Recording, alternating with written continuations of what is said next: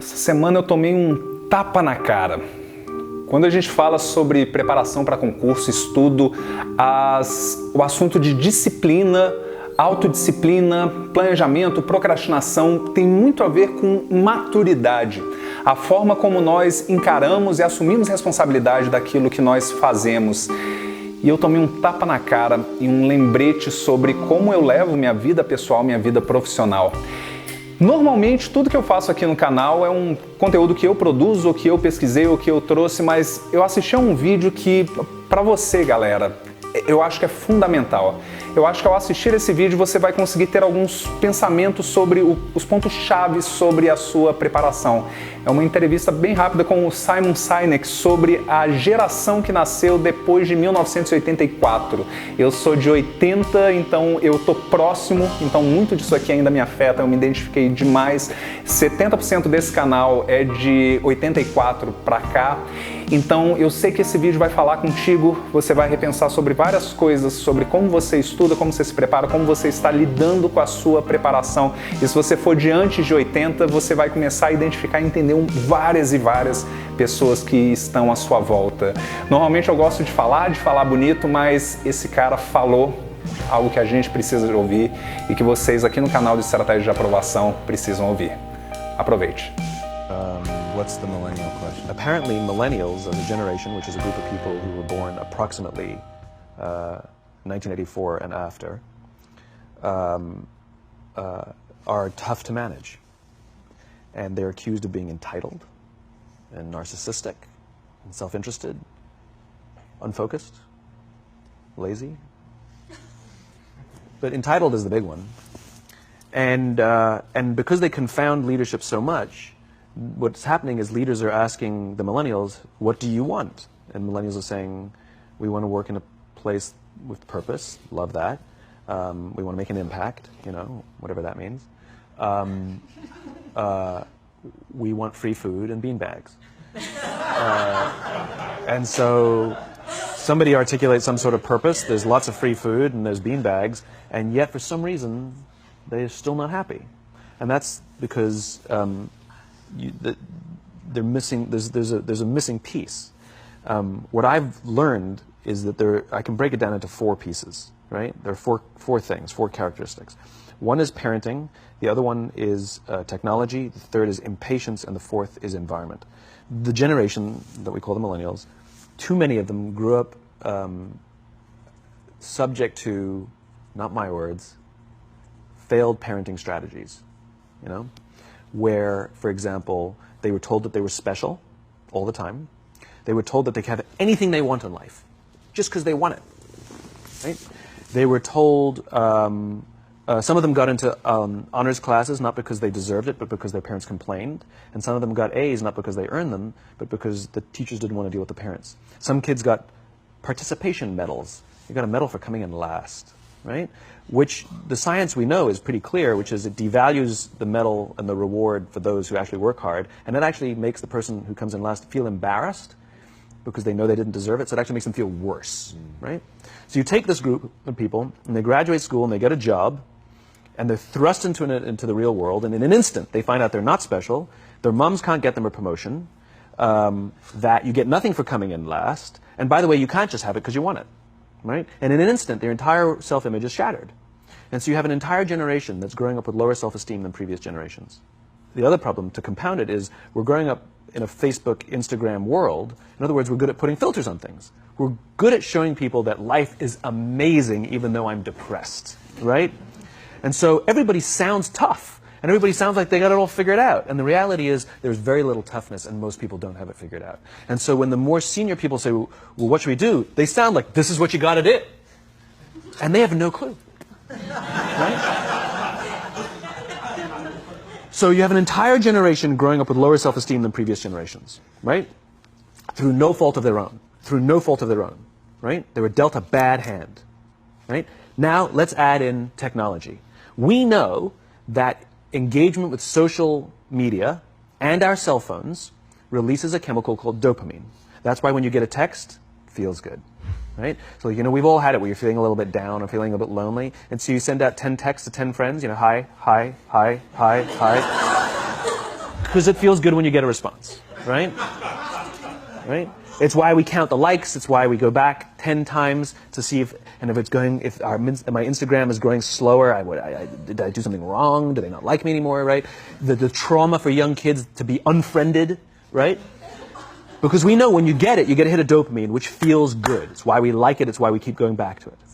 Dopamine is the exact same chemical that makes us feel good when we smoke, when we drink, and when we gamble. In other words, it's highly, highly addictive. Right?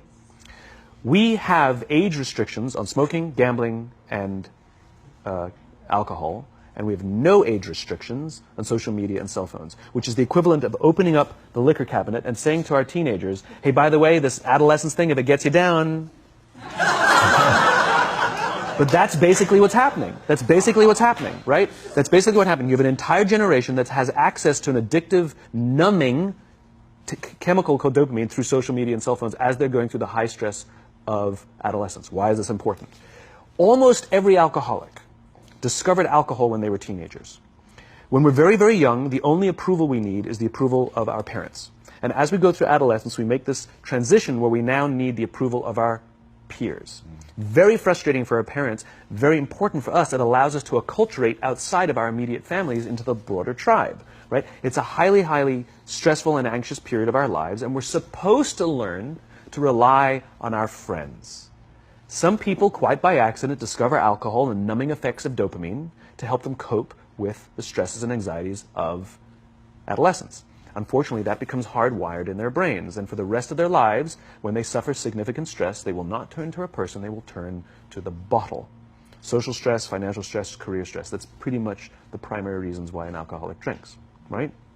What's happening is because we're allowing unfettered access to these dopamine-producing devices and media, basically it's becoming hardwired, and what we're seeing is as they grow older, too many kids don't know how to form deep, meaningful relationships.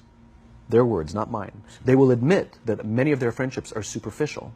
They will admit that their friends, that they don't count on their friends, they don't rely on their friends, they have fun with their friends, but they also know that their friends will cancel on them if something better comes along. Deep, meaningful relationships are not there because they never practice the skill set, and worse, they don't have the coping mechanisms to deal with stress. So when significant stress starts to show up in their lives, they're not turning to a person, they're turning to a device, they're turning to social media, they're turning to these things which offer temporary relief. We know, the science is clear, we know that people who spend more time on Facebook suffer higher rates of depression than people who spend less time on Facebook.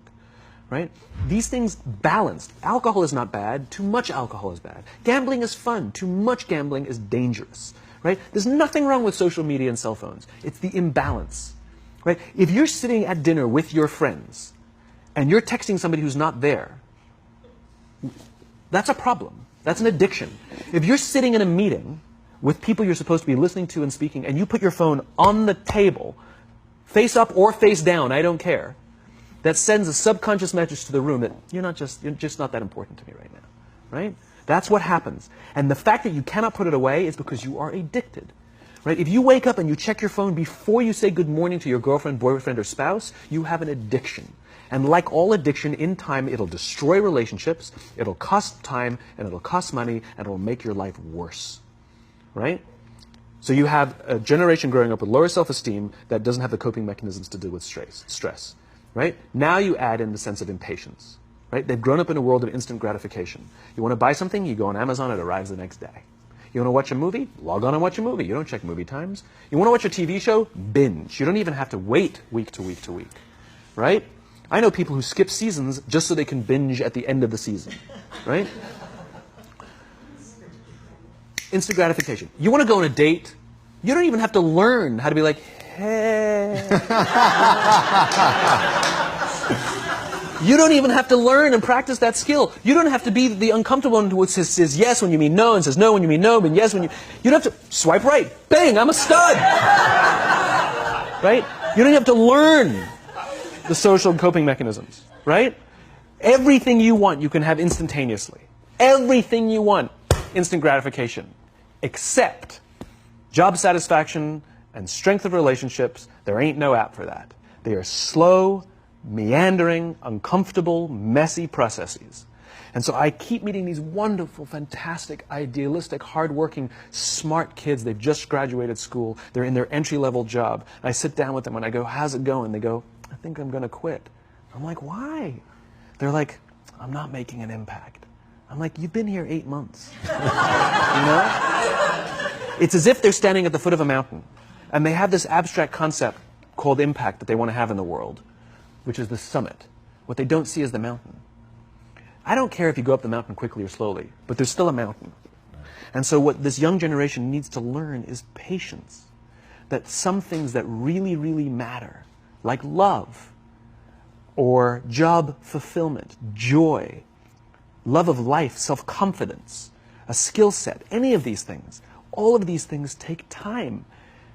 Sometimes you can expedite pieces of it, but the overall journey is arduous and long and difficult. And if you don't ask for help and learn that skill set, you will fall off the mountain. Or you will, the worst case scenario, and we're already seeing it, the worst case scenario is we're seeing an increase in suicide rates. We're seeing an increase in this generation. We're seeing an increase in accidental deaths due to drug overdoses. We're seeing more and more kids drop out of school or take leaves of absence due to depression. Unheard of. These are all, this is really bad. The best case scenario, those are all bad cases, right? The best case scenario is you'll have an entire population growing up and going through life and just never really finding joy. They'll never really find deep fulfillment in work or in life. They'll just waft through life and it'll be just, it's fine. How's your job? It's fine. The same as yesterday. How's your relationship? It's fine. Like that's the best case scenario. Which leads me to the fourth point, which is environment.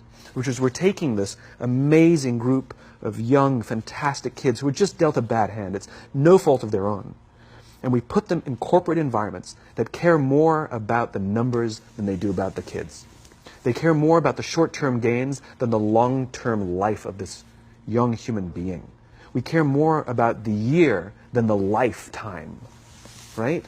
And so we are putting them in corporate environments that aren't helping them build their confidence, that aren't helping them learn the skills of cooperation, that aren't helping them overcome the challenges of a digital world and finding more balance, that isn't helping them overcome the need to have instant gratification and teach them the joys and impact and the fulfillment you get from working hard on something for a long time that cannot be done in a month or even in a year.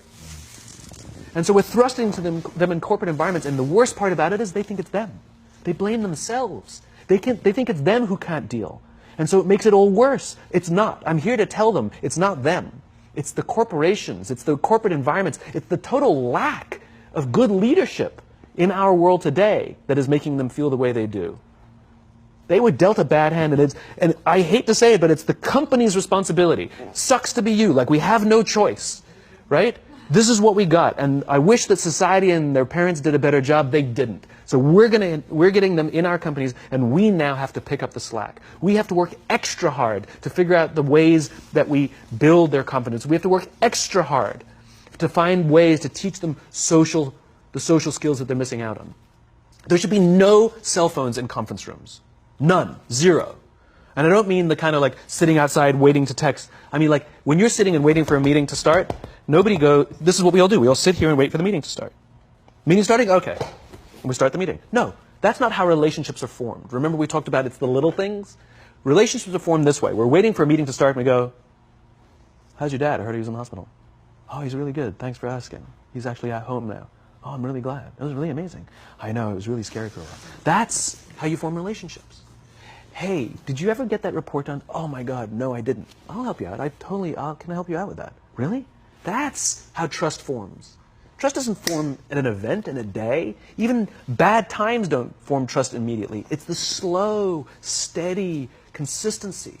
And we have to create mechanisms where we allow for those little innocuous interactions to happen. But when we allow cell phones in conference rooms, we just, okay, have the meeting. And then my favorite is like when there's a cell phone there and you go like this, you go. It rings and you go. I'm not going to answer that. Like, Mr. Magnanimous, you know. When you're out for dinner with your friends, like, I do this with my friends. When we're going out for dinner and we're leaving together, we'll leave our cell phones at home. Who are we calling? Maybe one of us will bring a phone in case we need to call an Uber or take a picture of our meal. That's what I was saying. Come on.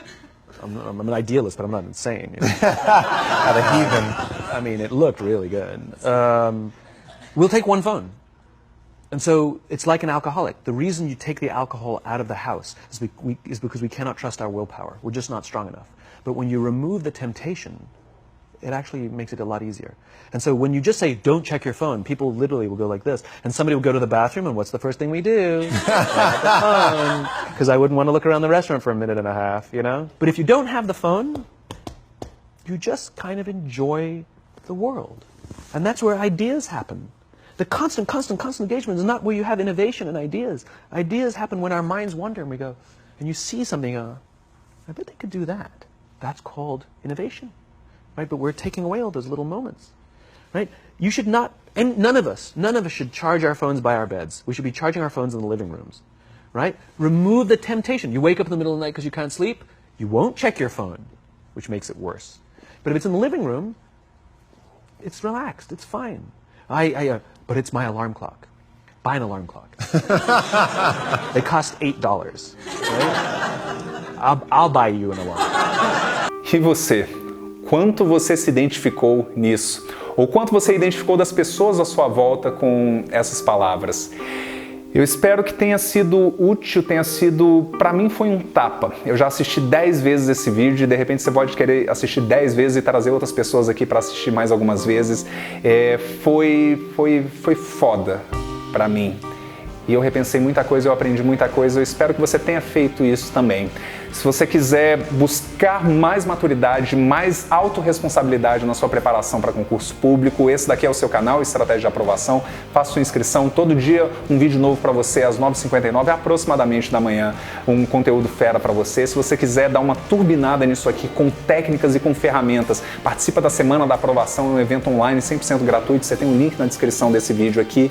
Mas acima de tudo, é com você a responsabilidade, a maturidade com que você encara a sua preparação para concurso público, porque convenhamos, é o teu futuro, o futuro da sua família que está em jogo. Espero que essas palavras tenham te inspirado a fazer alguma coisa diferente. Arrocha nos estudos, nos vemos no topo. Até amanhã.